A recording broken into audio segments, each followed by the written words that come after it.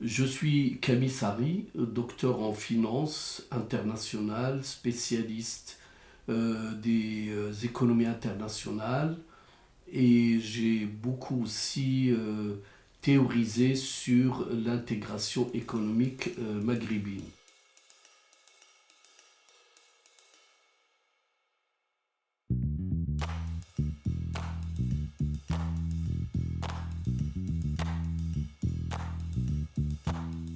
C'est une sorte de feuille de route, c'est-à-dire l'architecture de ce que serait une communauté économique maghrébine comme l'a été la communauté économique européenne. Et cet ouvrage, c'est aussi le résultat de recherches et également de voyages dans 66 pays dans le cadre de missions de prospection économique. C'est pas des voyages touristiques, c'est vraiment des voyages d'études. Ces voyages-là, ils m'ont permis de voir un peu ce qui se passe ailleurs. Et j'ai constaté que les régions qui se sont le plus développées, c'est l'ASEAN, c'est la communauté des pays du sud asiatique.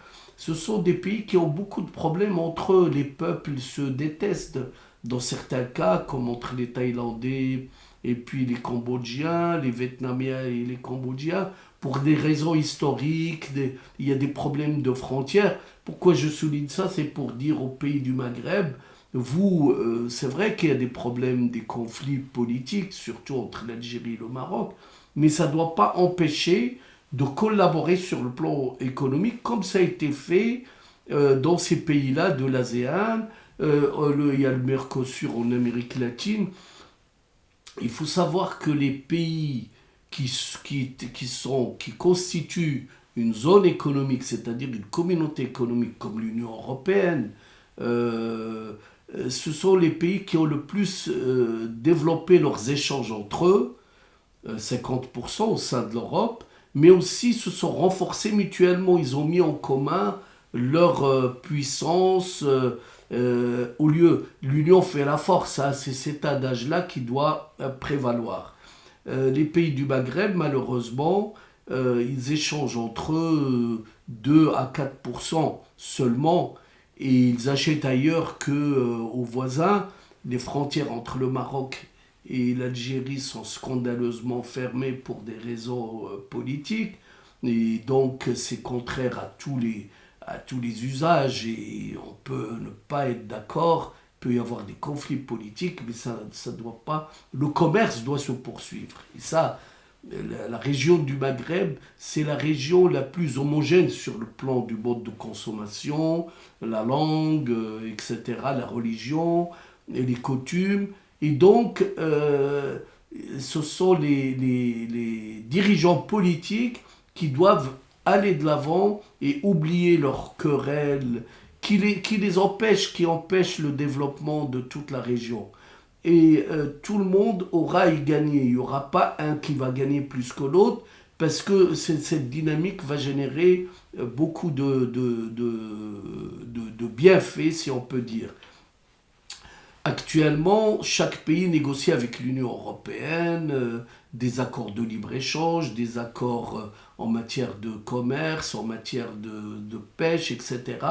Mais à chaque fois, ces pays-là, ils sont en position de force par rapport à l'Europe qui constitue 12 000 milliards de dollars, d'euros de PIB. Alors que ces pays-là, si on les réunit, les États du Maghreb, les 5 États, c'est-à-dire la Mauritanie, la Tunisie, le Maroc, l'Algérie, la Libye, ils ne représentent que 350 à 400 millions d'euros de PIB, c'est-à-dire l'équivalent à peu près de la Grèce. C'est quand même pas grand-chose.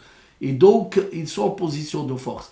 La communauté économique maghrébine va créer une zone de libre-échange et de circulation des personnes, des capitaux et des marchandises de 100 millions de personnes.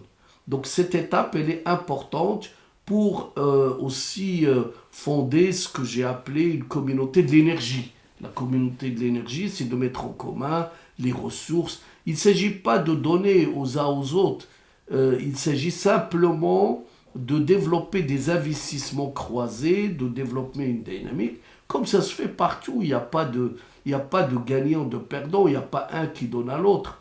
Et j'ai aussi théorisé la monnaie commune. La monnaie commune, tout le monde va penser tout de suite à l'euro avec toutes les difficultés qu'on connaît. Non, pas du tout. La monnaie commune que je propose pour le Maghreb, c'est l'équivalent de l'écu. L'écu, c'est une monnaie commune qui existait en Europe avant l'euro. C'est quoi l'écu? On peut l'utiliser pour les échanges commerciaux entre les pays, membres de la zone économique. On peut les utiliser aussi pour les voyages touristiques, pour la facturation des échanges, mais on n'a pas le droit de l'utiliser au sein du pays. Hein. Ce n'est pas une monnaie fiduciaire, c'est-à-dire des billets. Donc, à l'époque, quand il y avait l'écu, il y avait toujours le Deutschmark, il y avait le franc français, il y avait toutes les monnaies des pays européens. Là, la monnaie commune que j'ai appelée le dirial, parce qu'il y a le dirham marocain, il y a le dinar tunisien, le dinar algérien et le dinar libyen, etc. C'est pour ça que j'ai appelé dirial, c'est une contraction. Cette monnaie commune servira de se passer des devises. Actuellement, entre Marocains et Algériens ou Tunisiens, il faut des devises pour voyager, pour investir, pour acheter des biens. Et donc là, ce qu'il faudrait, c'est un institut de compensation. Techniquement, c'est possible, parce que j'en ai discuté avec des économistes de la Banque centrale européenne. C'est tout à fait possible, dans la mesure où un pays qui exporte 1 milliard 500 000 euros, l'équivalent, ou dollars, et apporte 1 milliard, il y a une compensation qui se fait, donc on débloque que ce qui reste, parce qu'il n'y a pas besoin de sortir l'ensemble de cet argent-là.